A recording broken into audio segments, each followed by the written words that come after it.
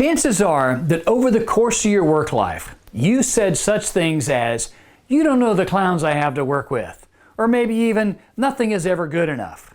More than likely, you've also felt things such as, "The nerve of that person," or maybe even, "No one cares about what I think." Now, if you can identify with some of those statements, those questions and feelings, chances are you've had to work with some difficult people. Well, I've got some good news and some bad news for you. The good news is only about 20% of the people that you deal with that's on and off the job are truly difficult people. The bad news? Those 20% can take up to 80% of your time if you're not careful and skilled. Hi, I'm Kevin Rutherford. Welcome to RG's Talent Tips. Today I'm going to show you my favorite technique to deal with difficult people. So let's dive right in. As a coach and in our leadership training, I'm asked a lot about how one can deal with a difficult person in their life. These people are so frustrated, they don't even know what to do. Some are thinking about quitting their jobs, maybe even transferring to a different department or moving to a new location. Now, those options can work, but they're also very expensive. They'll cost you lots of time, money, and energy. While the difficult person, they just go on being difficult. You should only do those things as a last resort. Now, a better approach is to learn to deal with a difficult person. Learn how to change him or how to cope with him. There are many types of difficult people, but today I want to discuss the most common difficult person that you're likely going to encounter. I call them the complainers. They gripe incessantly about what's not working, but they seldom, if ever, do anything about the object of their irritations. They would rather give you reasons why their problems can't be solved. You know the type. When these people walk into a room, they absolutely just seem to suck out all the oxygen. Now, if you have to live with or work with a complainer, and you will, trust me, here are a few tactics that I've found that work very well.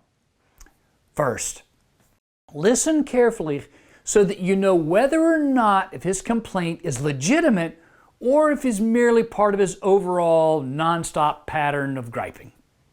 Second, acknowledge the complaint and paraphrase what you heard so that the complainer knows that you understand the complaint. Next, ask for specific examples. Don't settle for such comments as "they never" or "they always."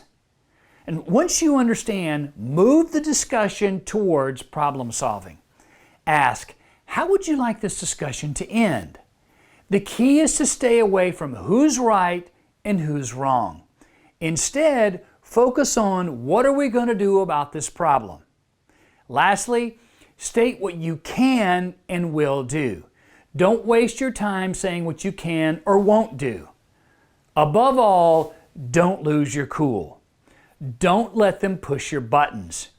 In our leadership training, we actually discuss the idea if you lose your cool, you've lost your mind. And that is precisely the time when you're most likely to say and do things that you're going to later regret. As the Greek philosopher Epictetus taught us 1,000 years ago, any person capable of angering you becomes your master.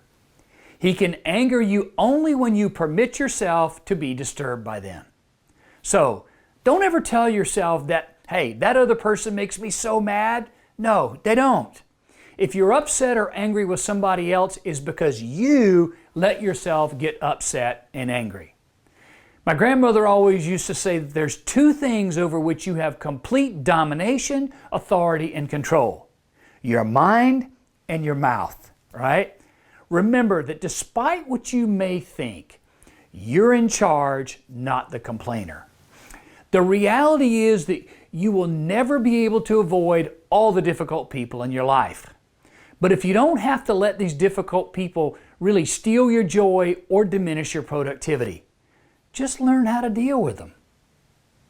I hope you enjoyed this video and learned something that you can apply right away. If you did and want more, please subscribe to our channel below and check out our website for even more content, handouts, and free tools that'll take you from where you are to where you want to be.